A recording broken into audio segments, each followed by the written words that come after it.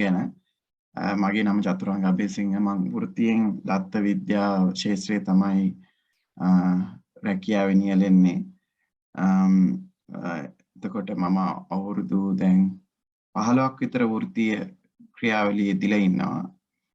මම කොට්ටා ධර්මපාලෙන් තමයි ශිෂ්‍යත්වය පාස් වෙලා නාලන්ද විද්‍යාලයට ගිහිල්ලා එතනින් ශ්‍රී ජයවර්ධනපුර විශ්වවිද්‍යාලය මූල්‍ය කළමනාකරණ උපාධියක් අරගෙන ඊට පස්සේ වෘත්තීයමය සුදුසුකමුත් අරගෙන මූල්‍ය කළමනාකරණ පැත්තේ සහ තමයි මූලික රැකියාව කරේ. නමුත් 2015 දී විතර මට අවස්ථාවක් එනවා දත්ත විද්‍යාව පැත්තට හුවමාරු වෙන්න. ඉතින් දත්ත විද්‍යාවට මට ඩිග්‍රී එකක් නැහැ. සියලුම දේ අන්තර්ජාලය හරහා තමයි ඉගෙනගෙන මේ අද ඒ වෘත්තිය ඒ විදිහට කරනවා. එතකොට මගේ බෑග්ග්‍රවුන්ඩ් එක ගත්තොත් එහෙම මම පහුගිය අවුරුදු දෙක තුන ඇතුළත අධ්‍යාපනය සම්බන්ධයෙන් ලංකාවේ විමර්ශනය සහ යම්කිසි මැදිහත් වීමක් කරන්න බැලුවා. දරුවන්ගේ සමාධ්‍යාපනය ලබා දෙන්නේ කොහොමද කියන එකට ලංකාවේ. ඉතින් ඒකෙන් තේරුම් ගත්ත දේ තමයි ඒක මේ සමාජ සේවයක් විදිහට කරලා ඉවර කරන්න බැරි ප්‍රශ්නයක් කියන එක. ඊළඟට සුළු හා මධ්‍ය පරිමාණ ව්‍යවසායකයන්ට උදව් කරන්න කණ්ඩායමක් එක්ක මැදිහත් වුණා පහුගිය අවුරුදු දෙක ඇතුළත රීඩිසයින් ශ්‍රී ලංකා කියලා. ඒකෙත් තේරුම් ගත්ත දේ තමයි ව්‍යුහාත්මක වෙනස්කමක් නැතුව ගොඩ දාන්න බෑ කාවත් කියලා. ඉතින් මම පහුගිය මාස 4කට කලින් මට ආරාධනාවක් ලැබෙනවා ජාතික ජනබලවේගයේ විධායක කමිටුවට එන්න කියලා. මම ජනතා විමුක්ති පෙරමුණ සහ ජාතික ජනබලවේගයේ පහුගිය අවුරුදු දෙකේ ළඟින් ආශ්‍රය කරලා තියෙනවා. ඒගොල්ලන්ට උදව් කරලා තියෙනවා. එතකොට ඒ ප්‍රතිපත්ති මත මගේ පෞද්ගලික ප්‍රතිපත්තිත් ජාතික ජනබලවේගයේ ප්‍රතිපත්තිත් සහ අදූෂිත දේශපාලන ව්‍යාපාරයකට සහාය දිය යුතුයි කියන තැන ඉඳලා මම තීරණයක් ගන්නවා දේශපාලනයට අවතීර්ණ වෙන්න. ඉතින් ඒ ගමන තමයි මේ එන්නේ. තාම දේශපාලනයට හරිම අලුත් සහ අධ්‍යයනය කරමින් ඉගෙන ගනිමින් තමයි යන්නේ. ඉතින් අද අපේ ප්‍රධාන මාතෘකාව මගේ වෘත්තීය දැනුමත් මගේ ඇකඩමික් නොලෙජ් එකත් දෙකම පාවිච්චි කරලා අද අපේ රට තියෙන තත්ත්වය පිළිබඳ සහ මේ ආර්ථික අර්බුදයෙන් අපි ගොඩ එන්න ජාතික ජනබලවේගයේ විදියට අපි ගන්න දැක්ම සහ පදනම ගැන ඔයගොල්ලෝම දැනුවත් කරන්න තමයි අද උත්සාහ කරන්නේ. ඉතින් මේ ප්‍රසන්ටේෂන් එකේ ස්ලයිඩ්ස් ඉංග්‍රීසියෙන් තිබ්බට මම සිංහලෙන් සියලුම දේවල් පැහැදිලි කිරීම කරන්නම්. ඒ වගේම අද මේ සාකච්ඡාව මෙතනින් ඉවර කරන්නේ මේ සාකච්ඡාව ආරම්භ කරන්න තමයි පටන් ගන්න. අපි ජාතික ජනබලවේගයේ විදියට හිතන්නේ අපි දේශපාලනය කරන්නේ සමාජයේ යුක්තිය සහ සාධාරණත්වය වෙනුවෙන් පෞද්ගලික අවශ්‍යතාවයන් වලට කිසිම කෙනෙක් ජාතික ජනබලවේගයේ දේශපාලනය කරන්නේ නැහැ. අපි ඒක කරනකොට අපි දේශපාලනය සහ වෘත්තීයමය හැකියාව කියන එක වෙන් කරලා හඳුනා ගන්නවා. මොකද දේශපාලඥයාට තියෙන්න ඕනේ දැක්මක් සහ සමාජයේ ප්‍රගමණය වෙන්න ඕනේ කොහාටද කියන එක. එතකොට තාක්ෂණික කරුණු රටක් හදන්නේ කොහොමද? කෘෂිකර්මාන්තය හදන්නේ කොහොමද? ආර්ථිකය හදන්නේ කොහොමද? ඊළඟට ලෝකෙත් එක්ක ගනුදෙනු කරන්නේ කොහොමද? තාක්ෂණය ගේන්නේ කොහොමද? ඒවා තාක්ෂණික කරුණු. ඉතින් ඒවට ලංකාවේ ප්‍රාමාණික දැනුමක් තියෙන වෘත්තිකයෝ ඉන්නවා. සහ විදේශ රටවල් වලත් ඉන්නවා. ඒ වගේම විදේශික ප්‍රවීණතා තියෙන අයත් ඉන්නවා. අපි ආයතනයක උනත් අපි දන්නේ නැති දෙයක් අපි කන්සල්ටන්ට් කෙනෙක්ගෙන් අහගන්නවා. ඉතින් ඒ වෘත්තිකයන් තමයි මේ රට හදන්නේ ඉස්සරහට අපි බලයට ආවොත්. අපි කරන්නේ ඒගොල්ලන්ට අවශ්‍ය කරන දැක්ම සහ අවබෝධය දෙන එක. නමුත් අද ලංකාවේ දේශපාලඥයන්ගෙන් සියලුම දේවල් බලාපොරොත්තු වෙනවා. නමුත් කිසි දෙයක් ඉෂ්ට වෙලා නැහැ. ඉතින් අපිනොත් බලාපොරොත්තු වෙනවා අපි ආර්ථිකය ගැන, සමාජය ගැන, අධ්‍යාත්මය ගැන සියලුම දේවල් පිළිබඳ අපිත් එක්ස්පර්ට්ස්ලා වෙන්න ඕනේ කියලා. ඉතින් ජාතික ජනබලවේගයේ දැනට විධායක කමිටුවේ ඉන්න අය අතරින් අපි කීප දෙනෙක් ආර්ථිකය සම්බන්ධ මැදිහත් වීමක් කරනවා. සහාය අපි ඒ දැනුම පාවිච්චි කරලා. ඉතින් ඒක එක්ස්ප්ලেইন කරන්න සහ ඕගොල්ලොන්ගේ යෝජනා චෝදනා අරගෙන අපි ලස්සන රටක් හදන්න තමයි අපි බලාපොරොත්තු වෙන්නේ. ඉතින් අපි හදලා තියෙන ප්‍රතිපත්ති කොන්ක්‍රීට් නෑ, කියන්නේ ගලේ කිටු අකුරු වගේ නෙමෙයි. යුක්තිය සහ සාධාරණ ඉෂ්ට වෙන පැත්තට ඕනම සාධනීය යෝජනාවක් බාර ගන්න අපි ලෑස්ති. ඉතින් මම පළවෙනි ස්ලයිඩ් එකෙන්ම මම පටන් ගන්නම්. ඒකේ අපි කියන්නේ making structural changes for resilient economy කියලා. නොසැලෙන ආර්ථිකයක් අපි හදාගන්නේ කොහොමද කියලා. අපිට තියෙන්නේ සැලෙන ආර්ථිකයක්. සුනාමිය ආවමත් සැලෙනවා.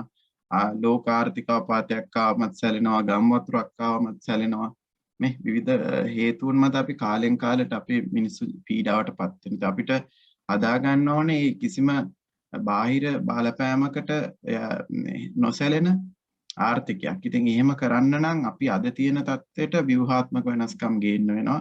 මේ දැන් තියෙන යන මොඩල් එක හරියන්නේ නැහැ කියලා මම හිතන්නේ ආයෙ මම පැහැදිලි කරන්න ඕනේ නැහැ ඕගොල්ලොන්ට.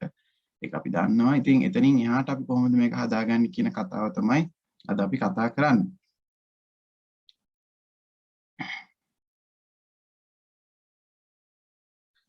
දැනට මම හිතන්නේ පහුගිය මාස 6-7 ඇතුළත ලංකාවේ විශේෂයෙන්ම සාකච්ඡා වෙච්ච කරුණු 4ක් තමයි මේ තියෙන්නේ. එකක් තමයි මේ අපේ විදේශ විනිමය පහළ වැටෙනවා. ඒක අඩු වෙනවා. අවම වුණාම අපිට අර්බුදයක් එනවා කියලා මම හිතන්නේ මාස 5කට ඉඳලා අපි කතා කරා.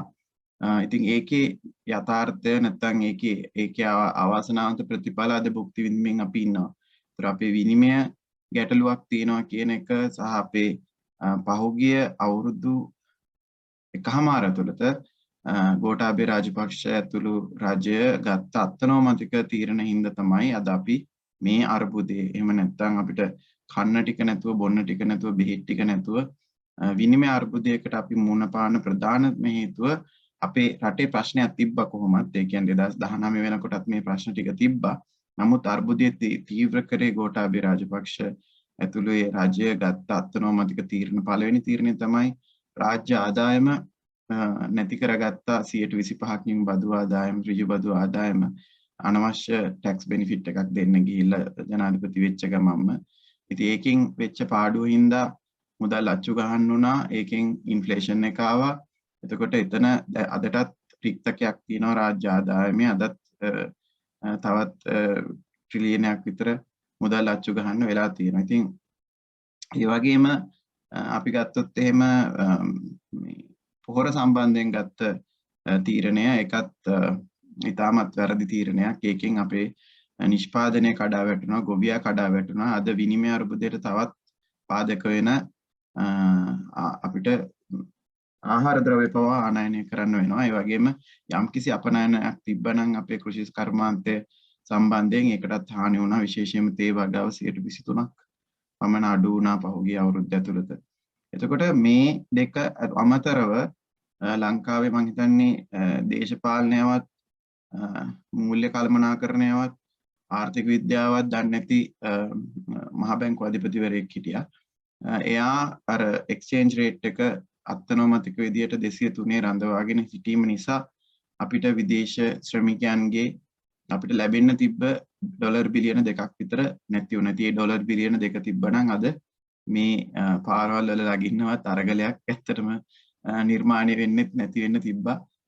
ඒ ඩොලර් බිලියන 2 තිබ්බනම් අපිට අවුරුද්දක් විතර අපේ අත්‍යවශ්‍ය දේවල් ලබා ගන්න තිබ්බා. ඉතින් ඒක ඇතුලෙන් ඉන්ෆ්ලේෂන් එක එතකොට අපි රටක් විදියට ණය ගැන කතා කරන්න පටන් ගත්තා. මිනිස්සු නිකන් නිින්දෙන් ඇහැරලා වගේ අම්මෝ අපි මෙච්චර ණයයි කියලා ඒ යථාර්ථයට ආවා. ඒ ණය වුණේ හොරකම කියලා හින්දා මිනිස්සු කතා කරා. ඉතින් පාරට බැස්ස බෝඩ් අරගෙන හොරකම කියන එක අපිට දිගටම තිබ්බා. නමුත් ජනතා විමුක්ති පෙරමුණ සහ ජාතික ජනබලවේගයේ දිගින් දිගටම කියපු එක යථාර්ථයක් බවට මහා ජනතාව විසින් තේරුම් ගත්තා. ඉතින් මෙන්න මේ කාරණා හතර පදනම් කරගෙන තමයි මේ දවස්වල ඔය අරගලය නැත්තම් පීඩිත අපි ජනතා පීඩනය පිට වෙන්න විවිධාකාරයෙන්. ඉතින් ඒක එච්චර හොඳ දෙයක් නෙමෙයි. රටකට ආර්ථිකයත් ආපස්සට යනවා. ඊළඟට අපි වගේ ප්‍රජාතාන්ත්‍රික බොහොම අමාරුවෙන් ප්‍රජාතන්ත්‍රවාදයට ආපු දේශපාලන ව්‍යාපාරයකට ලොකු හානියක් වෙන්න ඉඩ තියෙනවා. මොකද මේ ආර්ථික අහේනිය ඇතුලේ බඩගින්න ඇතුලේ මේක පුපුරා ගියොත් ඒකේ ඇත්තටම ඒකේ තියෙන මේ අඳුරු කොටස් සාමාන්‍යයෙන් ලෝකේ වැටෙන වාමාංශික දේශපාලන ව්‍යාපාරවලට. ඉතින් අපි ඒකට කැමතිත් නැහැ. අපි ඒකට දායක වෙන්නෙත් නැහැ. මොකද අපිට අවශ්‍ය පාර්ලිමේන්තු ක්‍රමය හරහා මේ රටේ මේ රට නැවත ප්‍රතිනිර්මාණය කිරීමේ ගමනක තමයි අපි නියැලලා ඉන්නේ. ඉතින් මේ අපි දැක්ක ප්‍රශ්න ටික නමුත් අපේ රටේ අපි ඔබට දැනගන්න අපේ ප්‍රශ්න මීට වැඩිය ගොඩක් තියෙනවා. දැන් අපි ඔය කතා කරන්නේ මේ කෙටි කාලයක් ඇතුළත එහෙම නැත්නම් පහුගිය අවුරුද්ද ඇතුළත ආපු ටික තමයි අපි කතා කරමින් ඉන්නේ. නමුත් ලෝකේ මේ නියෝලිබරල් ආර්ථිකය ඇතුලේ 1980 ඉඳලා පටන් ගත්ත ආර්ථික ක්‍රම ඇතුලේ ලෝකට අවශ්‍ය කරන යුක්තිය සහ සාධාරණය ඉෂ්ට වුනේ නැහැ කියලා එක්සත් ජාතීන් පිළි අරගෙන ඒගොල්ලෝ නිර්ණායක වගයක් ඉදිරිපත් කරනවා 2015 දී. ඒකට අපි කියනවා මේ සස්ටේනබල් ඩෙවලොප්මන්ට් ගෝල්ස් කියලා කියන තිරසාර සංවර්ධන දර්ශකයේ ඕනම ආර්ථිකයක් ඕනම සමාජයක් ඉෂ්ට කළගත යුතු දර්ශක කියලා. ඉතින් ඒකේ දර්ශක 17ක් තියෙනවා. මම ඕගොල්ලන්ට අද මේක පැහැදිලි කිරීමක් කරන්න කීපයක් ගන්නම්. පළවෙනි එක තමයි poverty කියන එක. poverty elevation කියන එක තමයි ලෝක බැංකුවේ ප්‍රධානම අරමුණ. එතකොට ඒගොල්ලෝ නිර්ණායකයක් දාගෙන අන්ත දුගීභාවය තුරන් කිරීම කියන එක තමයි ඒගොල්ලෝ බලන්නේ. කියන්නේ ඩොලර් 3.1ට වඩා අඩු ආදායමක් සහිත ජන කොට්ටාශය ලෝකයෙන් තුරන් කරමු කියන තැනක ඉඳලා තමයි තාම වැඩ කරන්නේ. ඒක සාර්ථක වෙලත් නැහැ. නමුත් ඒ අතරේ සාපේක්ෂ දරිද්‍රතාවයේ ලෝකෙ තීව්‍ර වෙමින් යනවා. එතකොට අපේ රටෙත් සාපේක්ෂ දරිද්‍රතාවය 70%ක් විතර තියෙන. මම ඒක පැහැදිලි කරන්නම් ඉස්සරහට. ඔබ දන්නවා ඇති සමෘද්ධිලාභීන් ආර්ථිකය අපේ සංවර්ධනය වුණා නම් සමෘද්ධිලාභීන් අඩු වෙන්න ඕන. නමුත් සමෘද්ධිලාභීන් මිලියන 2.1ක් පමණ දැන් අද ඉන්නවා. ඉතින් ඇත්තටම එතන ඡන්ද ලක්ෂ 40ක් තියෙනවා. ඊළඟට මේ දැන් ඔබ දන්නේ නැති කොවිඩ් කාලේ අර සති දෙකක් විතර අපහසු ආර්ථිකය වහලා තිබ්බ කාලේ මිලියන 5කට විතර සහනාධාර දෙන්න ඕන දෙයකින් අපිට අපේ ආර්ථිකයේ ගැඹුරු මේ දරිද්‍රතාවයේ ගැඹුරු තේරුම් ගන්න පුළුවන්. ඒ වගේම තමයි අදත් මේ වෙනකොට කිසිම සහනයක් නැතුව මිනිස්සු එදා වේල කන්න බැරි තත්යකටපත් වෙලා තියෙන බව ඔබ සියලු දෙනාම දන්නවා. ඒ වගේම තමයි අපේ ආහාර සුරක්ෂිතතාවය සහ පෝෂණය පිළිබඳ ගත්තොත් ලෝකයේ දෙවෙනි නිර්ණායකයක අපිට එක් කරගන්න බැරි වෙලා තියෙනවා. අද වෙනකොට නෙමෙයි 2019 වෙනකොටත් තිබ්බ දත්ත අනුව 17%ක් දරුවන් ස්ටන්ට් එහෙම නැත්නම් යම්කිසි පෝෂණ ඌනතාවයකින් පෙළෙනවා. ඉතින් මේ පෝෂණ ඌනතාවය සහ ගැබිනි මව්වරුන්ගේ තියෙන අයන ඌනතාවය අපිට තුරන් කරගන්න බැරි වුණා මේ පහුගිය අවුරුදු 30 ඇතුළත. ඒ වගේම තමයි අපිට යහපත් සෞඛ්‍යයක් නිර්මාණය කරගන්න බැරි වුණා. අපේ ප්‍රාථමික සෞඛ්‍ය සම්පූර්ණයෙන් බිඳ වට්ටලා ජනතාවගේ සෞඛ්‍ය බිඳුවටම ඇද දැමලා තියෙන. අද වෙනකොට ලංකාවේ 12න් එකකට බෝන වන රෝගයක් තියෙනවා. එතකොට අවුරුද්දකට 34000ක් විතර කැන්සර් පේෂන්ට්ස්ලා ඇති වෙනවා. ඉතින් ඒ වගේම ඕගොල්ලෝ මේ වෙනකොට තමන්ගේ පොකට් එකකින් අතින් නිදහස් සෞඛ්‍යයක් තිබ්බට 52ක් විතර අතින් වියදම් කරනවා. ඉතින් ඒ වගේම තමයි අධ්‍යාපනය ගත්තොත් අධ්‍යාපනය අවත්කාලීන වුණේ නැහැ. කන්නංගර නිදහස් අධ්‍යාපන ප්‍රතිපත්තිය අවුරුදු 70 ගාණක් ගිහිලත් අපිට තාම ක්‍රියාත්මක කරගන්න බැරි වෙලා තියෙනවා. ඒ කියන්නේ සබුද්ධික මානවය බිහි කරගන්න අපහසු නෙමෙයි, ඇත්තටම කරගන්නේ නැහැ. හිමුණු දේශපාලන ක්‍රමයේ බිඳ වැටෙන හින්දා. අපේ පාසල් වලින් 60%ක් පමණ දුෂ්කර පාසල්. තොර 80%කට පමණ දරුවන්ට තාක්ෂණය නැහැ. 80%කට පමණ දරුවන්ට ඉංග්‍රීසි නැහැ. 80%ක පමණ දරුවන්ට උසස් අධ්‍යාපනය නැහැ. එතකොට අපි හදලා තියෙන quality education කියන ඉන්ඩිකේටර් එක අපිට මම හිතන්නේ තව අවුරුදු 50කටවත් මේ ක්‍රමයට ගිහිල්ලා නම් ගොඩ එන්න පුළුවන් කියලා. ඒ වගේම gender equality කියන්නේ කාන්තා සහ පිරිමි සහ ලිංගිකත්වයේ මත පදනම් වල අසමානාත්මතා අයින් කරන්න සමාජයක් විදියට අපි ඉදිරියට එන්න ඕනේ. නමුත් ඒක අපිට කරගන්න බැරි වෙලා තියෙනවා. දරුවෝ දූෂණය වෙනවා, කාන්තාව දූෂණය වෙනවා, ගෘහස්ත ප්‍රචණ්ඩත්වය වැඩි වෙලා තියෙනවා, අයිතීන් අහිමි වෙලා තියෙනවා. ප්‍රචණ්ඩත්වයකට ලක් වුණොත් යන්න තැනක් නැති තත්වයකට පොලිසියකට ගියාමත් ආයෙත් පිරිමියාගේ පැත්ත ගන්න තත්වයකට සමාජය තල්ලු වෙලා තියෙනවා. ඉතින් ඒ වගේම තමයි labor force participation එක. දැන් අපි කතා කරන ආර්ථිකයක් වර්ධනය කරගන්නේ කොහොමද කියලා. නමුත් අපේ රටේ තමයි ලෝකයේ අවම ආර්ථික සහභාගීත්වයේ තියෙන්නේ වැඩ කරන ජනතාවගේ. එතකොට 53%යි අපේ තියෙන්නේ labor force participation එක. ඒකට ප්‍රධානම හේතුව කාන්තා ශ්‍රම දායකත්වය ආර්ථික ක්‍රියාවලියට දායක නොවන එක. ඒ ගෙදර කරන ක්‍රියාවලියට ආර්ථික වටිනාකමක් තියෙනවා කියන තැන තමයි ජාතික ජනබලවේගය අපි දකින්නේ. නමුත් නිශ්චිත ගණනය කරන ආර්ථික ක්‍රියාවලියට තාම 36ක් තමයි දායක වෙන එකට ප්‍රධාන හේතු තියෙනවා. ව්‍යුහාත්මක ප්‍රශ්න තියෙනවා. ඒව හදාගෙන නැහැ. ළමයව තියලා එන්න තැනක් නැහැ. ආවට පස්සේ ළමයාට ආරක්ෂාව නැහැ. එතකොට ඒ වගේම නිසි ආදායමක් නැහැ තමන්ගේ ගෙදර දේවල් කැප කරලා ඇවිල්ලා වැඩ කරලා යන්න. ඒකට ට්‍රාන්ස්පෝර්ට් එක හදාගෙන නැහැ. සෞඛ්‍ය පහසුකම් නැහැ. ඉතින් මේ ප්‍රශ්න ගොඩාක් තියෙනවා. ඒකට අපේ ඩීසන්ට් ඉකොනොමික් ග්‍රෝත් එකකුත් නැහැ. දැන් අපේ තියෙන ඉකොනොමික් එකත් එන්න වැටෙනවා. අපි කිසිම ඉන්ඩස්ට්‍රි එකක් හදාගන්න බැරි වෙලා තියෙනවා. ඉතින් අපි ආර්ථික වශයෙන්, සමාජීය වශයෙන්, නෛතික වශයෙන් අපිට අවශ්‍ය කරන සමානාත්මතාවය ඇති කරගන්න බැරි. මම මේ තුනක් හත මේ ඉන්ඩිකේටර්ස් කීපයක් අරන් තමයි ඔයගොල්ලන්ට පැහැදිලි කරන්නේ. මේක ඔයගොල්ලන්ට ගිහිල්ලා බලන්න පුළුවන් සස්ටේනබල් ඩෙවලොප්මන්ට් ගෝල්ස් කියන එක. ඒතකොට ලෝකෙ කොතනද ඉන්නේ, ලෝකෙ කොතනටද ගිහින් තියෙන, අපිත් ඇයි අපිට යන්න බැරි. මේ රජයන්නේ කියන්නේ පොදු පෙරමුණ, එක්සත් ජාතික පක්ෂය, UNP එක තව අවුරුදු 30ක් 40ක් කරත් මේ ගෝල්ස් නම් අපිට මේ අචීව් කරගන්න හම්බෙන්නේ නැහැ. ඒක ස්පන් අපිට තියෙන දෙයක්. එතකොට මේවා තමයි ඇත්තටම මේ ස්ට්‍රක්චර් එක යට තියෙන ප්‍රශ්න. දැන් අපි මේ දවස්වල දකින්නේ ස්ට්‍රක්චර් එක උඩ තියෙන ප්‍රශ්න. එතකොට අපේ මිනිස්සුන් අපෙන් ඉල්ලන්නේ අර උඩ තියෙන ප්‍රශ්නට විසඳුමක්. ඕගොල්ලෝ ගත්තොත් කොහොමද මේක ටක් ගාලා හදන්නේ? එහෙම හදන්න බෑ රටක්. රටක් හදනකොට ව්‍යුහාත්මකව හදන්න ඕනේ. ඒකට බලන්න ඕන ස්ට්‍රක්චර්ස් ගොඩක් තියෙනවා.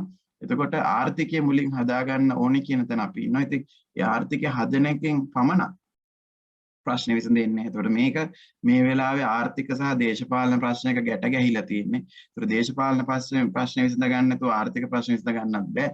ආර්ථික ප්‍රශ්න විසඳන්න නැතුව දේශපාලන ප්‍රශ්න විසඳන්නත් බෑ. ඉතින් උදාහරණයක් විතර ගත්තොත් ජනතා මතයෙන් පරිබාහිර පාර්ලිමේන්තුවත් තුලින් තමයි පහුගිය මාස දෙක විතර ඇතුළත අපි පාලනය වෙන්නේ. ඉතින් ඒකත් එක්ක ආර්ථිකය හදන්න අත ගන්න ඕනම අවස්ථාවක ඒක බිඳ වැටෙන්න හැකියාවක් තියෙන දෙයක තමයි අපි දිගින් දිගටම ඉල්ලන්නේ ජනමතය විමසලා සාධනීය රජයක් පත් කරගත්තොත් ජනතාව අවුරුද්දක් එකමාරක් ඒ රජයට දෙයි අනිවාර්ය කාලයක් සංක්‍රාන්ති කාලයක් මේ ආර්ථිකය යථා තත්ත්වයට ගන්න කියලා. ඉතින් අපි ඊළඟට ගත්තොත් මම දත්ත විද්‍යාව පැත්තේ ඉන්න හින්දා මම ඔයගොල්ලන්ට කියන්නේ අපි කිසිම දෙයක් මනින් නැත්නම් අපිට ඒ දේ හදාගන්න විදියක් නැහැ. ඉතින් මනින් නැති දෙයක් කවදාවත් දියුණු වෙන්නේ නැහැ. what get measured what get done කියලා තමයි අපි ඉගෙනගෙන තියෙන. ඉතින් යම් කිසි දෙයක් මිනුමක් තියෙන්න ඕනේ. ඒතර ලංකාවේ අද දරිද්‍රතාවයේම ඉන්නේ নিরপেক্ষ ආකාරයට. নিরপেক্ষව ගත්තොත් දැනටත් මනින්නේ රුපියල් 21500ට වඩා අඩු පවුල් කීයක් තිබ්බද කියලා. ඉතින් එහෙම ගත්තොත් 4.1යි පවුල් තියෙන්නේ. ඉතින් එහෙමනම් මේ රටේ ප්‍රශ්නයක් නෑ දරිද්‍රතාවය පිළිබඳ.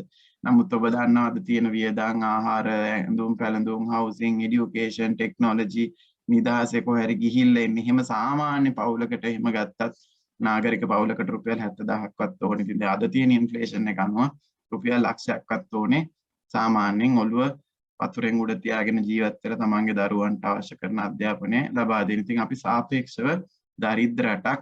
ඒ දරිද්‍රතාවය ඇතුලේ තමයි මේ ප්‍රශ්න ඔක්කොම උඩුදුවලා පීඩනයක් විදිහට දැන් එන්න ඕන මෙන්න තියෙන ඉතාමත් භයානක අඩියක තමයි අපි ඉන්නේ. ඉතින් මොකද බඩගින්න කියන්නේ ලෝකේ ඒ කියන්නේ ඒක තමයි දරුණුම ගින්න. ඉතින් තමන්ගේ දරුවට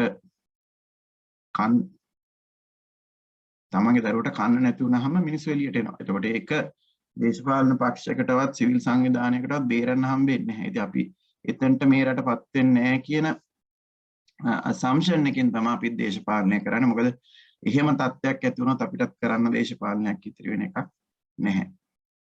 එතකොට මම මෙතනදී ඔයගොල්ලන්ට ක්වොලිෆයි කරලා දෙන්නම්. දැන් අපි ආර්ථිකය සංවර්ධනය වෙනවා කියන වචනේ ලංකාවේ ඉතාමත් සුළුවට පාවිච්චි වුණාට සංවර්ධනයේ වර්ධනය අතර ලොකු වෙනසක් තියෙනවා. ඒතර ආර්ථික වර්ධනය කියන්නේ අපි ආර්ථිකයක යම්කිසි භූමි ප්‍රමාණයක නිෂ්පාදනය වෙන නිෂ්පාදන එකතු කළාගේ වටිනාකම. ඒතකොට ලංකාවේ 2010 දී ඇමරිකානු ඩොලර් බිලියන 53ක ආර්ථිකයක් තිබිලා තියෙනවා.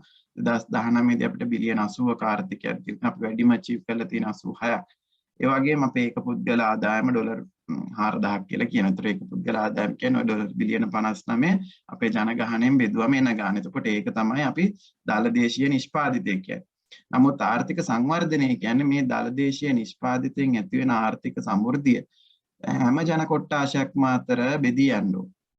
එතකොට දැන් අපේ රටේ එහෙම එකක් වෙන්නේ. අපේ රටේ යන්නේ මේ ධනය බෙදිලා යන්නේ සීමිත පිරිසක් අතරට. එතකොට ඒක මනින ඉන්ඩිකේටර් එක තමයි අපි Gini coefficient කියලා කියන්නේ. ඒක 0.39 ඉඳලා 0.44ට වෙනස් වෙලා තියෙනවා. පහුගිය අවුරුදු 10 ඇතුළත ආර්ථිකයේ වර්ධනය වුණාට ඒ ආර්ථික වර්ධනයේ ප්‍රතිලාභ ඉතාමත් සීමිත පිරිසකට තමයි ගිහින් තියෙන්නේ. එතකොට අපේ රටේ අගම ඉන 140 දුප්පත්ම 140ට මුළු ආර්ථිකයෙන් හම්බෙන 15%.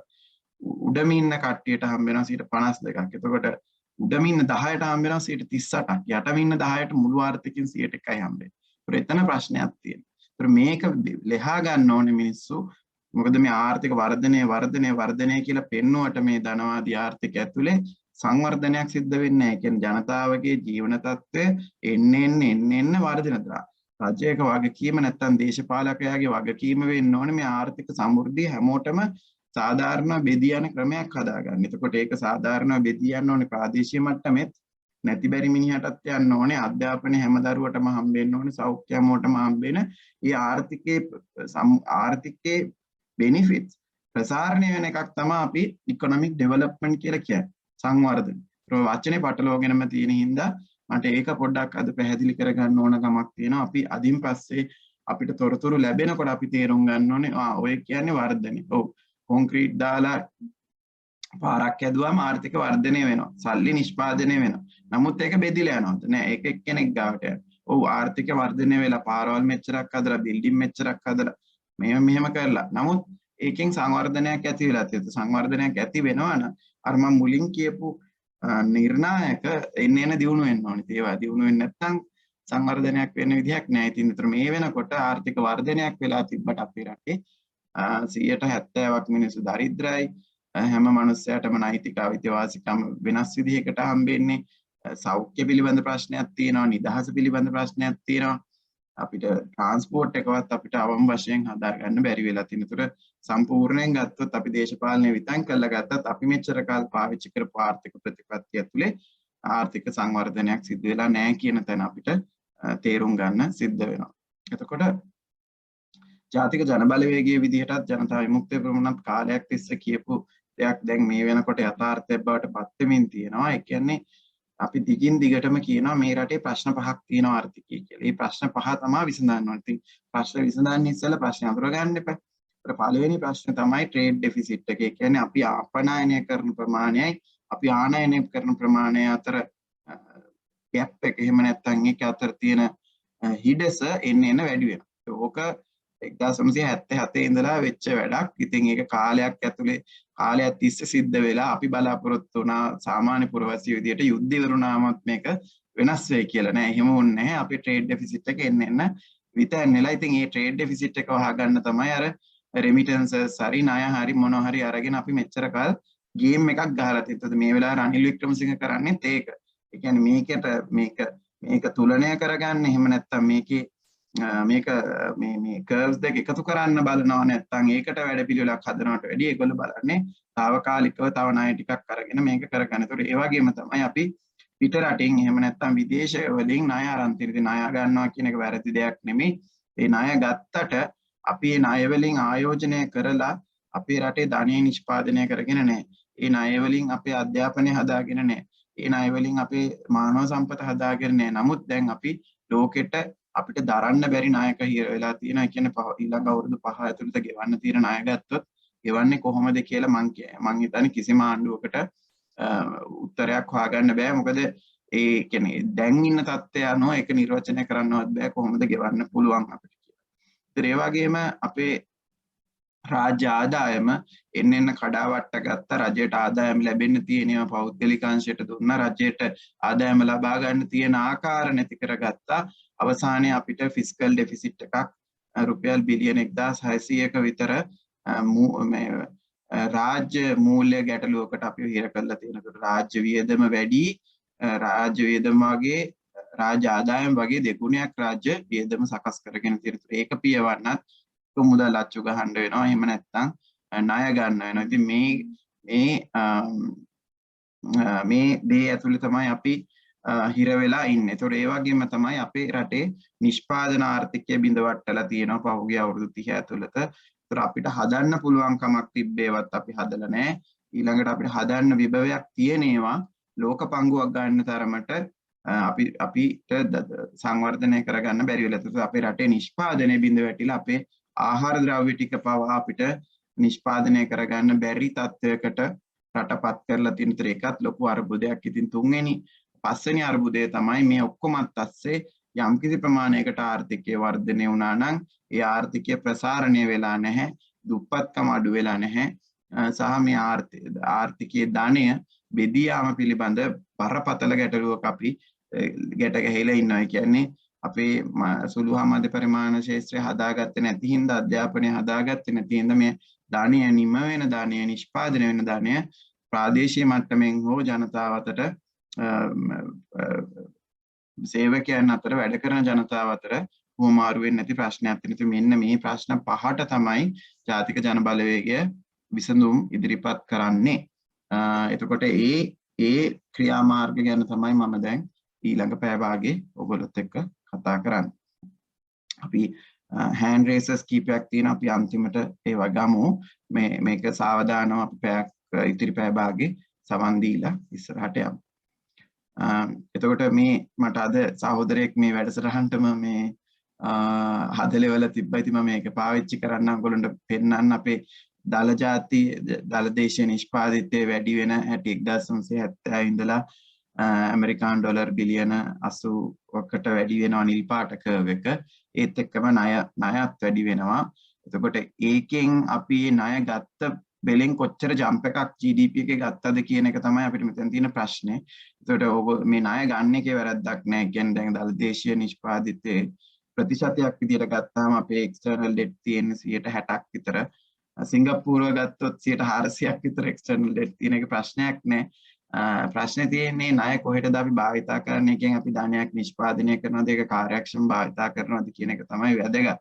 නමුත් අපේ වෙලා තියෙන්නේ අපේ ගත්ත ණය අපි එක්ක පාවිච්චි කරලා තියෙන කන්සම්ප්ෂන් එකට. එහෙම කියන්නේ එදිනෙදා අවුරුද්දෙන් අවුරුද්ද ආනයන අපනයන පරතරේ ගන්න අපි අරන් තියෙනවා. එහෙම නැත්නම් අනවශ්‍ය කියවට ඒ කියන්නේ ධනය නිෂ්පාදනය වේගෙන් ධනය නිෂ්පාදනය වෙන්නේ නැති ආයෝජන කරලා ඒ වගේ ප්‍රතිවිපාක තමයි අපි අද විඳින්මින් ඉන්නේ. කියන්නේ බිලියන 30ක් දැම්මනම් බිලියන 30ක් ජෙනරේට් වෙන්න ඕනේ. එහෙම නැත්නම් බිලියන 30ක් දැම්මනම් බිලියන 300ක් ජෙනරේට් වෙන ඉන්වෙස්ට්මන්ට් එකකට අපිට දාගන්න පුළුවන් වුණා නම් අපි මෙතන මීට වැඩි වෙනස් තැනකින් උදාහරණයක් විතර 1 බිලියනයක් අපිට අධ්‍යාපනයට දාන්න පුළුවන් නම් ලොකු වෙනසක් ලංකාවේ කරගන්න පුළුවන්. බිලියනයක් කියන්නේ ලංකාවේ සල්ලි වලින් බිලියන 345ක් ලංකාවේ දුෂ්කර පාසල් ඔක්කොම හදාගන්න තිබ්බා. හැම පාසලකටම කම්පියුටර් 20ක් විතර දෙන්න තිබ්බා. හැම පාසලටම ඉංග්‍රීසි ගුරුවරයෙක් දෙන්න තිබ්බා. ග්‍රැජුවේට්ස්ලා ටෙක්නොලොජි වගේ ග්‍රැජුවේට්ස්ලා 50000ක් විතර අමතර හදන්න තිබ්බා. $1 බිලියනයක් අපි ආයෝජනය කරා නම් අධ්‍යාපනයට. ඉතින් ওই තත්ත්වය තමයි එතකොට GDP එක පැත්තෙන් තියෙන. අපි මම පුංචි පැහැදිලි කිරීමක් කරන්නම්. රාජ්‍ය ආදායම් වියදම අතරෙත් මේක තමයි තියෙන තත්ත්වය. මේක වැටි රිසර්ච් වලින් මම ගත්ත ෆිගර් එකක් 2022 රතු පාටින් තියෙන අපේ එක්ස්පෙන්ඩිචර් එක බිලියන 4ක් විතර. ඒක ඇතුලේ තියෙනවා ණය සේවා. ඒ කියන්නේ අපි ගත්ත ණය වලට ඉන්ට්‍රස්ට් එක අපි ගෙවන්න ඕනේ. එතකොට අපේ රාජ්‍ය ආදායම තියෙන බිලියන 2.2ක් විතර. ඒක ඇතුලේ ඔයගොල්ලන්ට පේනවා ඇති taxes and services තමයි ගොඩක් තියෙන්නේ. එතකොට taxes and services income කියලා blue color එකේ තියෙන රාජ්‍ය ව්‍යවසායයෙන් ලැබෙන දැන් මේ ආදායම taxes ඇතුලේ ලංකාවේ තියෙනවා බදු ආදායම කොටස් දෙකක්. එකක් තමයි වක්‍ර බදු, අනෙක් එක ඍජු බදු. ඒතර ලංකාවේ සංවිතය ඉතාමත් වැරදි. අපේ වක්‍ර බදු 86%කුත් ඍජු බදු 14%කුත් තියෙන්නේ.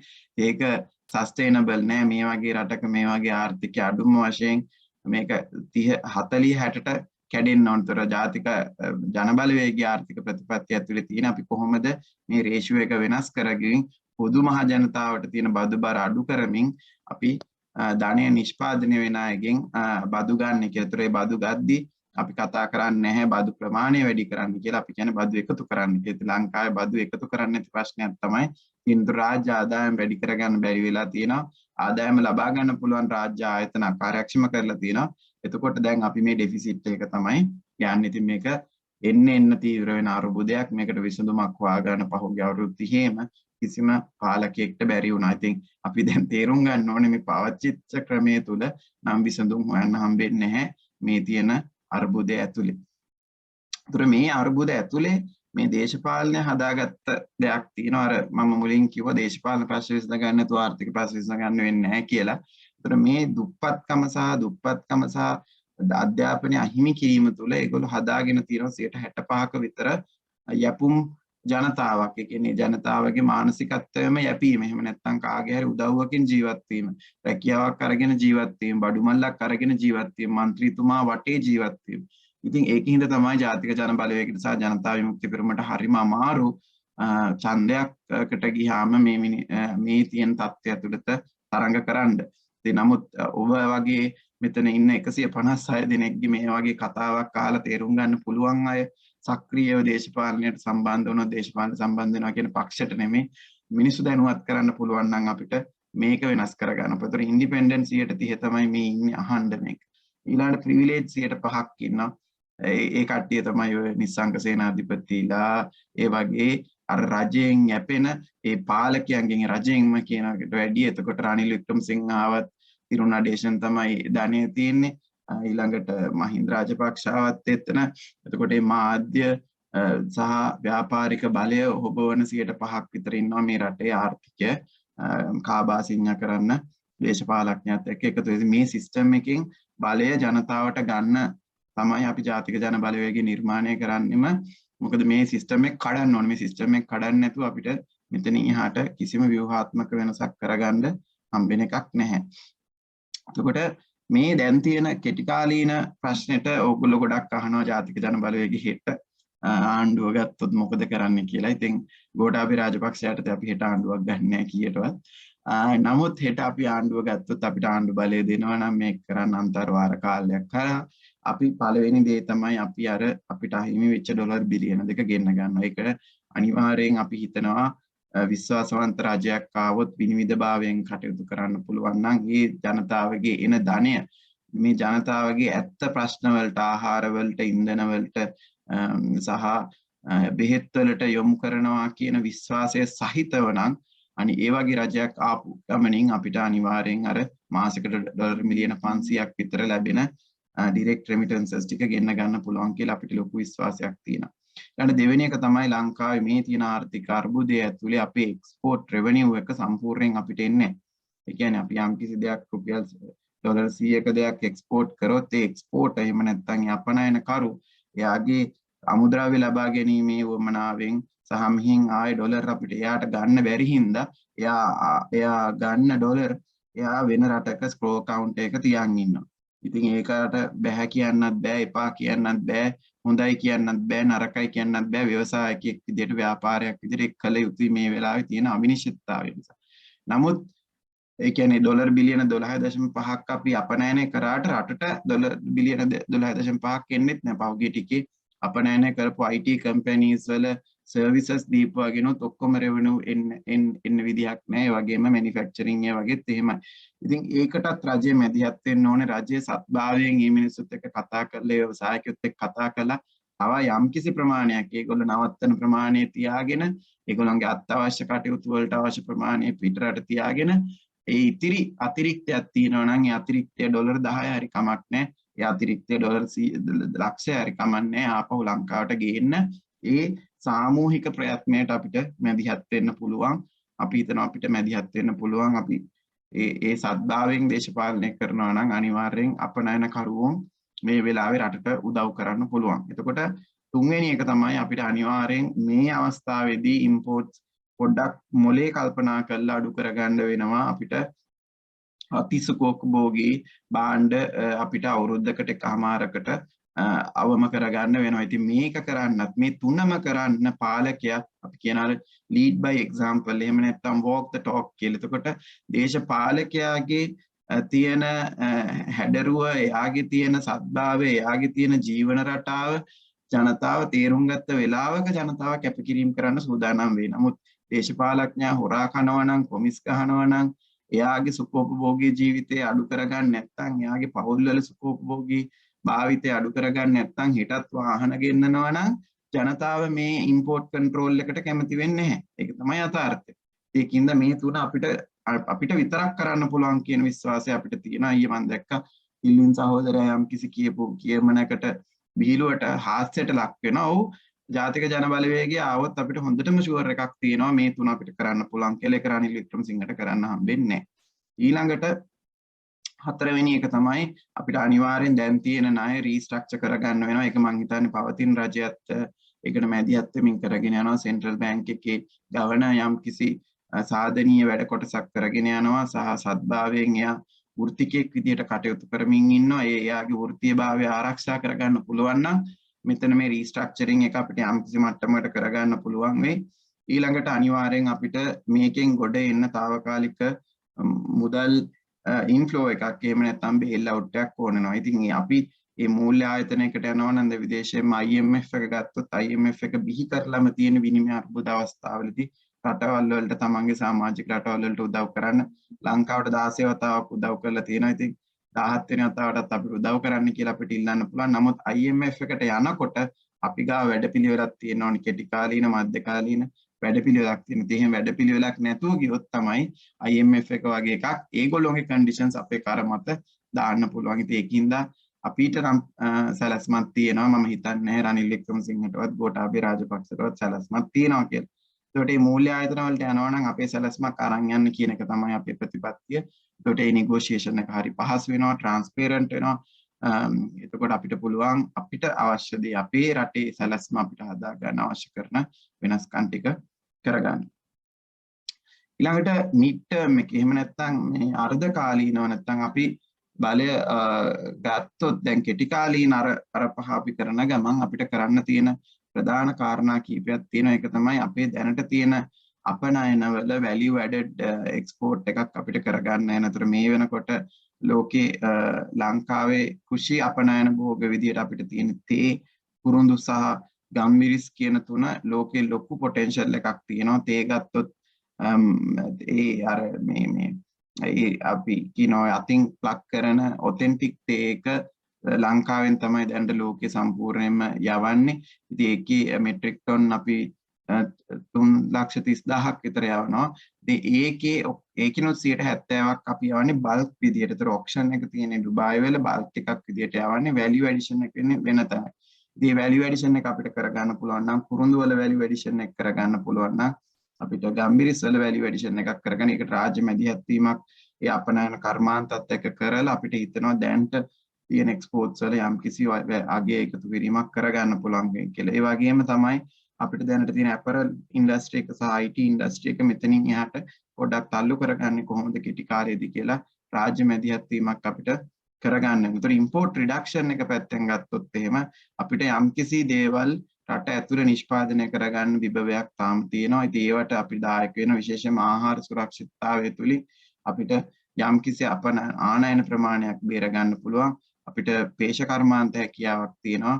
ඒක ඇතුලේ අපිට කියන්නේ විවීමේ හැකියාව තාම තියෙනවා. ඒකට වැඩපිළිවෙලක් නැති එක තියෙන. එතකොට අපි අදට පාවිච්චි කරන සියලුම ඇඟලුම් ආනයනික ටෙක්ස්ටයිල්ස් ඉතින් එතන අපිට අඩු කරගන්න පුළුවන් කමක් තියෙනවා.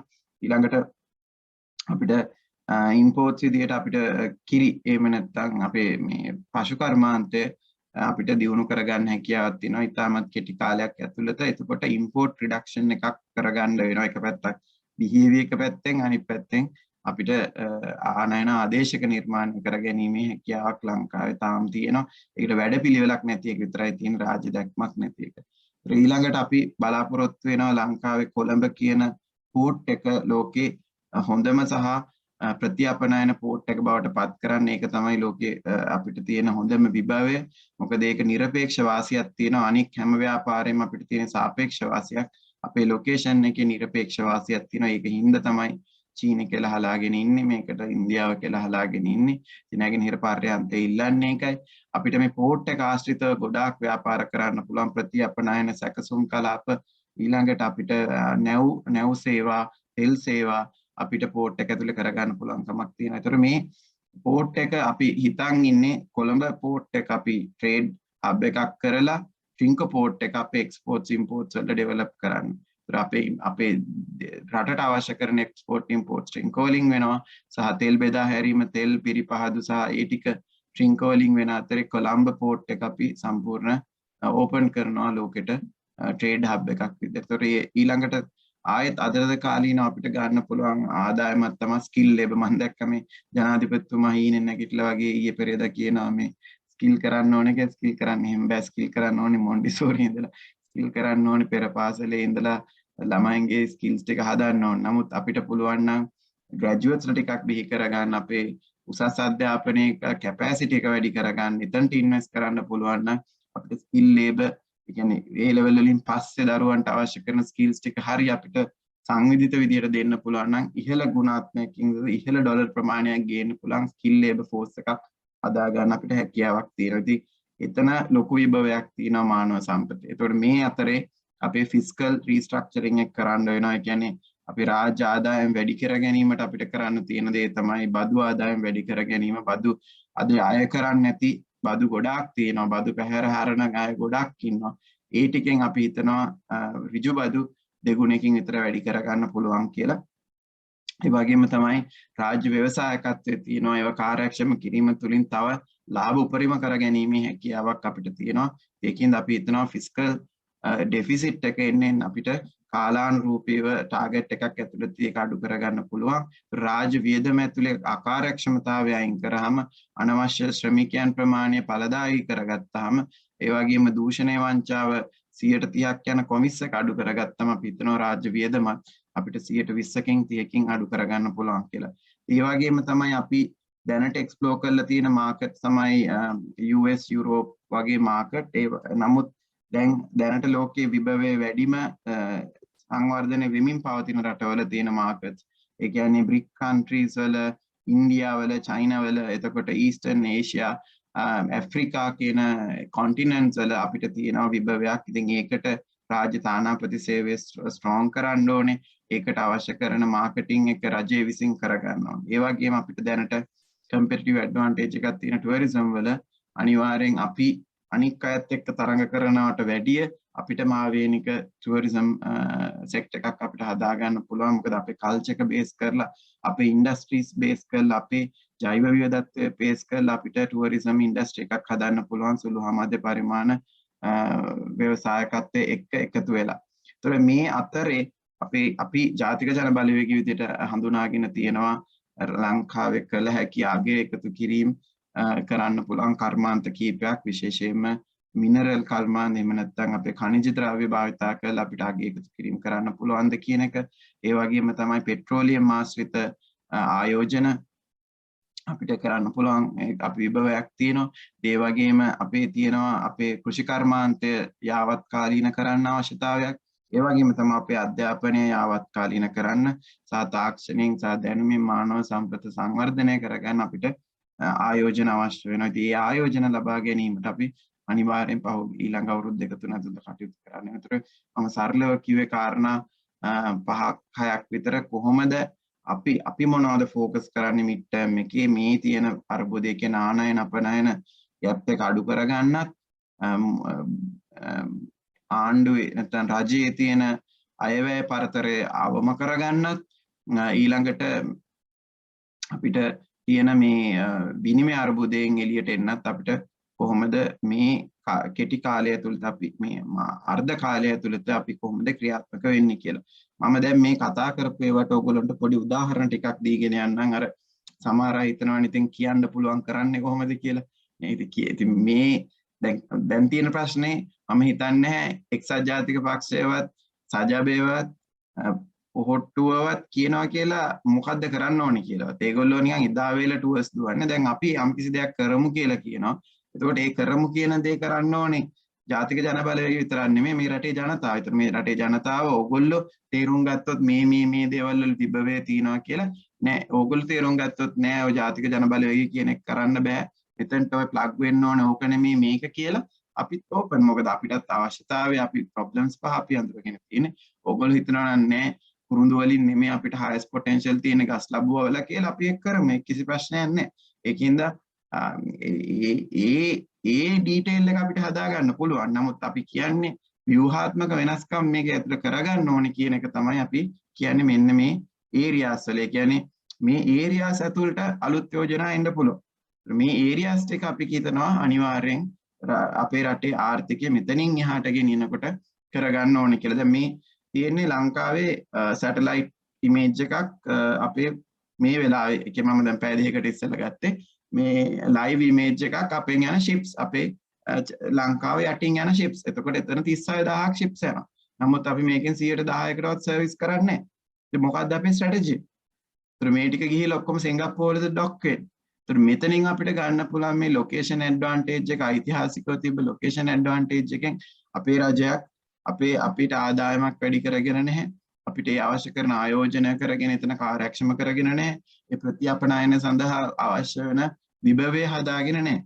ඉතින් ඒකින්ද මෙතන අපිට පොටෙන්ෂල් එක අපි කිව්වේ নিরপেক্ষ වාසියක් අපිට මෙතන තියෙනවා. ඒතර මේ තියෙන්නේ one road one belt කියන ඉනිෂියටිව් එක. ඒතර මේ චයිනා ලෝක චීනය අත්පත් කර ගැනීම යන බලව්‍යාපෘතියේ එක සංදිස්ථානයක් තමයි ලංකාව. එතකොට one road කියන්නේ උඩින් හදන රතු පාට trail road එක, යටින් තියෙන silk route එක, පරණ silk route එකම තමයි තියෙන තැන ලංකාවට මේ vested interest එකක් ඉන්දියාවටයි චීනයටයි ලංකාව ගැන තියෙනවා කියන එක ඔයගොල්ලෝ හොඳින් අවබෝධ කරගන්න ඕනේ. ඉතින් ඒක හින්දාම තමයි අපි කියන්නේ අපේ ස්වෛරීත්වය ආරක්ෂා කරගන්න කොළඹ පෝට් එක දෙන්න එපා කියන එක සහ ඒක අපිම සංවර්ධනය කරගෙන රජය යටතේම ඒ කියන්නේ ජනතාව යටතේම ඒක තියාගමු කියන දේ අපි කියන්නේ. මේ වගේ ලොකු ත්‍රෙට් එකක් අපිට තියෙනවා මේ කාගේ හරි බලව්‍යාපෘතියක එක අංශයක් බවට පත් වෙන්න අපේ රට.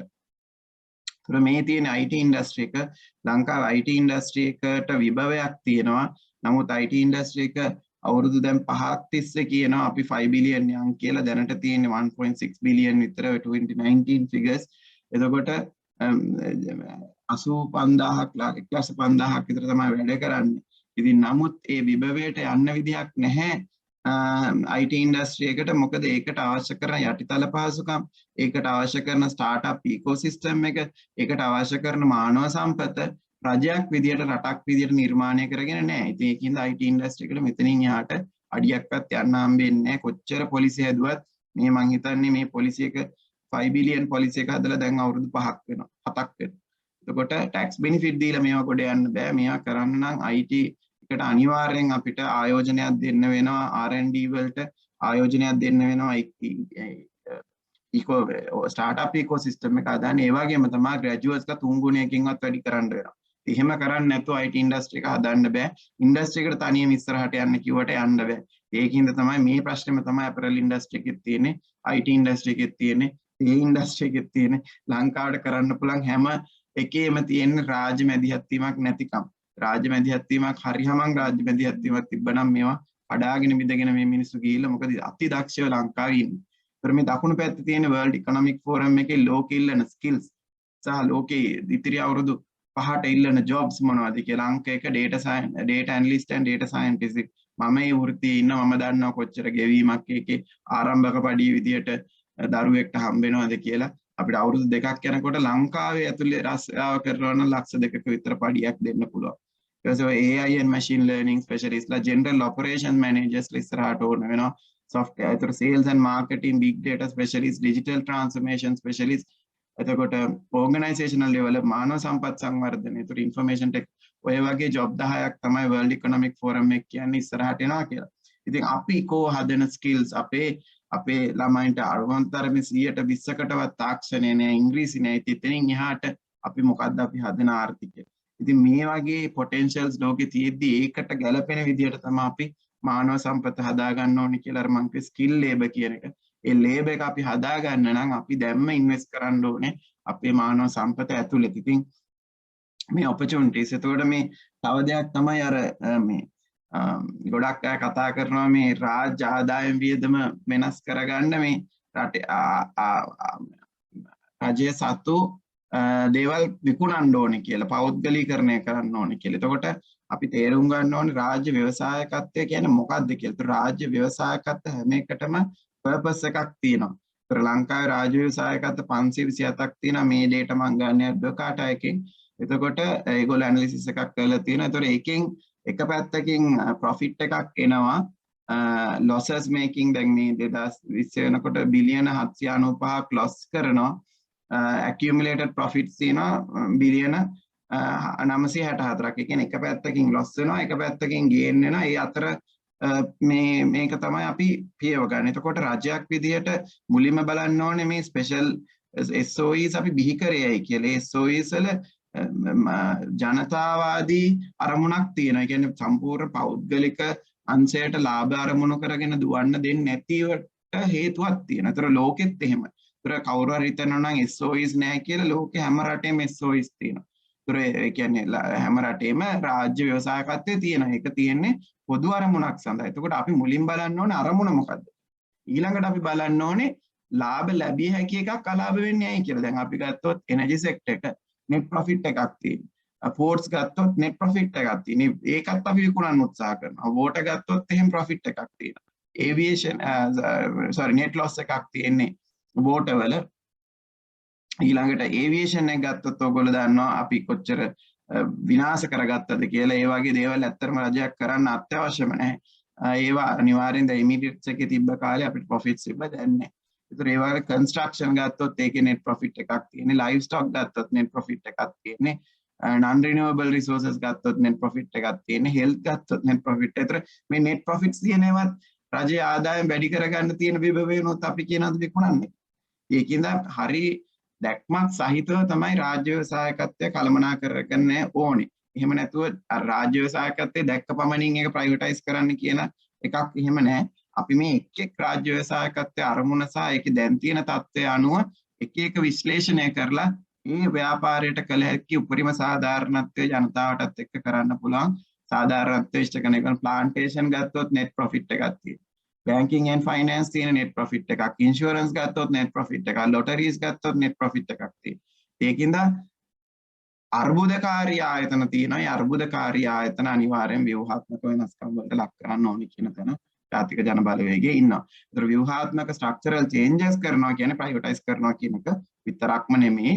විවිධාකාරයේ ව්‍යුහාත්මක වෙනස්කම් කරන්න පුළුවන්. ඒ ආයතනයට ගැළපෙන ආකාරයට තමයි අපි මේ වෙනස්කම් ටික කරලා අපිට තරමුණ තියෙන්නේ අර බජට් එකේ තියෙන කොස්ට් එක නැත්නම් ලොස් එක අඩු කරගන්න. අනික් ආණ්ඩු වලට දැන් පවතින ආණ්ඩු වලට තියෙන ඒක අඩු කරගන්න මුවාවෙන් මේවෙන් නිදහස් වෙන්න. ඒක නෙමෙයි අපේ. අපි මේවෙන් නිදහස් වෙන්නේ මේවා හේතුවක් ඇතුව බිහි කරපුවා. ඒතකොට යම්කිසි කර්මාන්තයක් ගොඩ දාගන්න අවශ්‍ය හින්දා බිහි කරපුවා තියෙනවා. ඒ කර්මාන්තේ ඒ තැනට එනකම් රජය මැදිහත් වෙන්න ඕන. ඊට පස්සේ තමයි පෞද්ගලික අංශයට අතාරින්න. ඕගොල්ලන්ට උනන් ලෝකේ පෞද්ගලික රාජ්‍ය ව්‍යවසායයට පටන් ගත්ත තැන් ඉඳලා කල්පනා කරලා බලන්න මේ තියෙන්නේ SOEs ලෝකේ කොච්චර තියෙනවද කියලා. හරිද? මේ තියෙන මේ World Bank report එක කොච්චර SOEs ලෝකෙට වැදගත්ද රට රටවල් වලට වැදගත් කියලා World Bank එකම කියන report එකක් තියෙන. ඒක ගත්තොත් SOEs assets were valued at 45 trillion by 2028. ඒ කියන්නේ ලෝකේ තියෙන රාජ්‍ය ව්‍යවසායකත්වයේ මුළු වටිනාකම ඩොලර් ට්‍රිලියන 45ක්.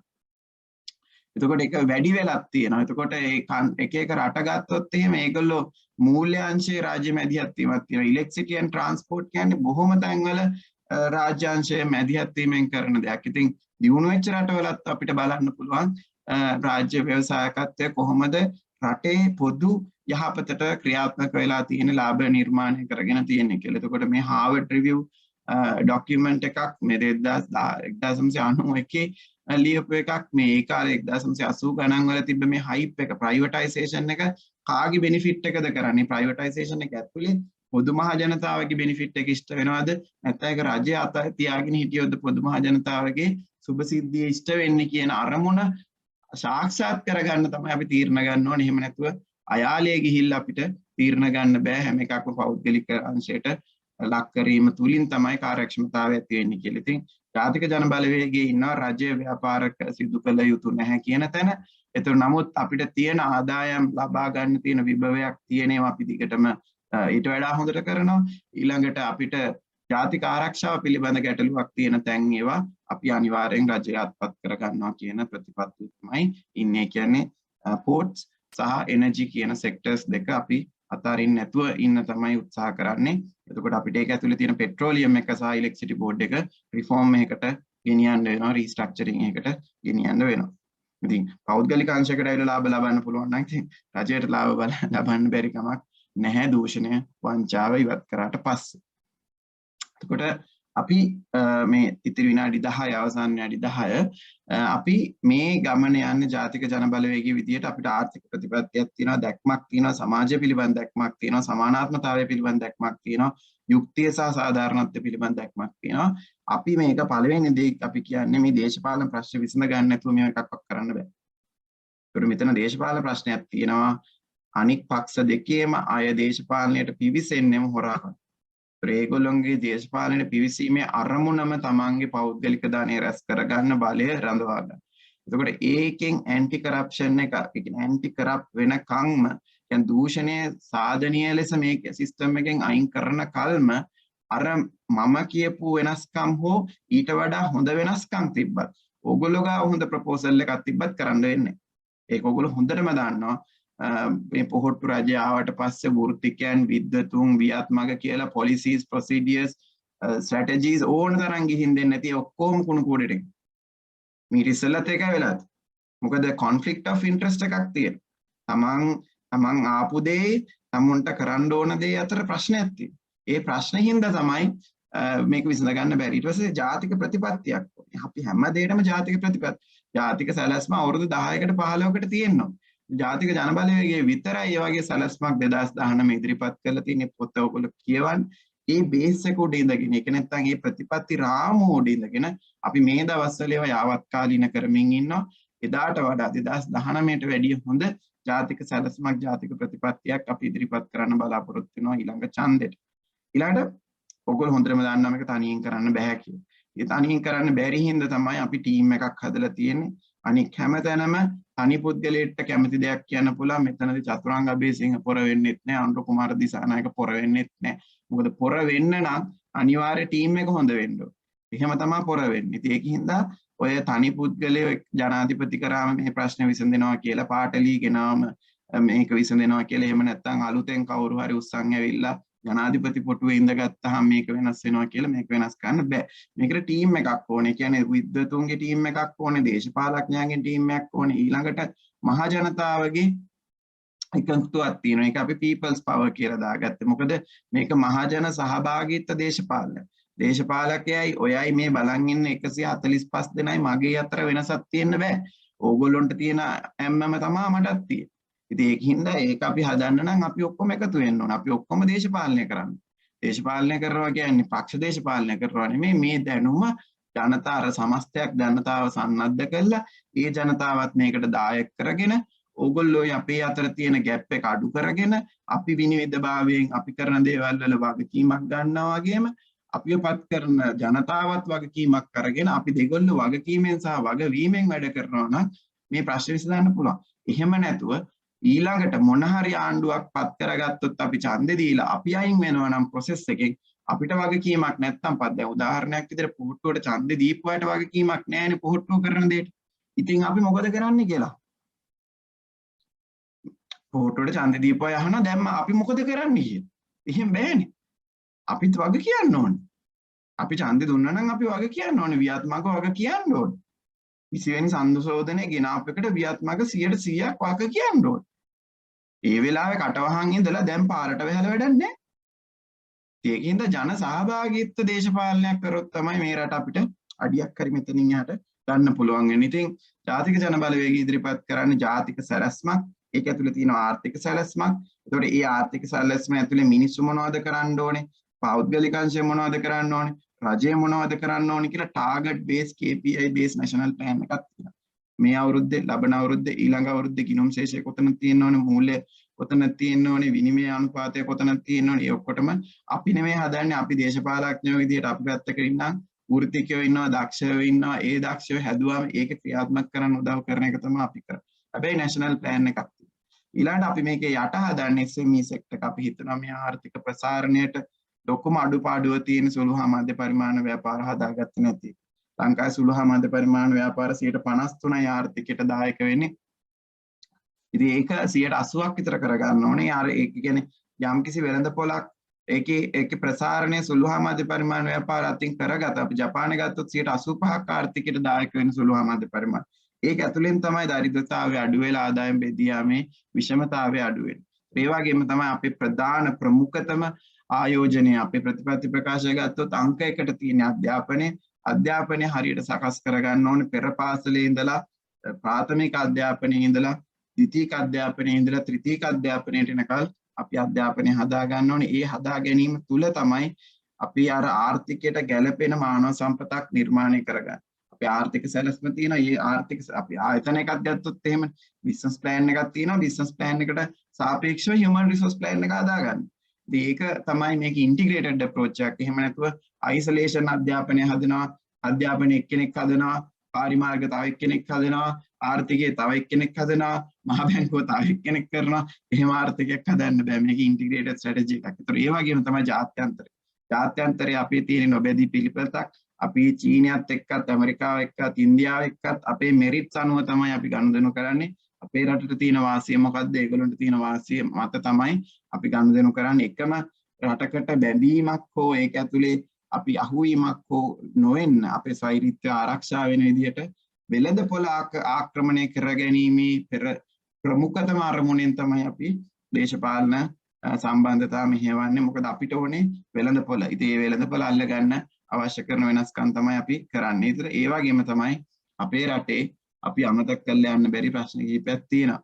ඉතින් මේ ප්‍රශ්න ටික විසඳ ගන්න නැතුව අපිට ආර්ථිකයක් හදන්න බෑ.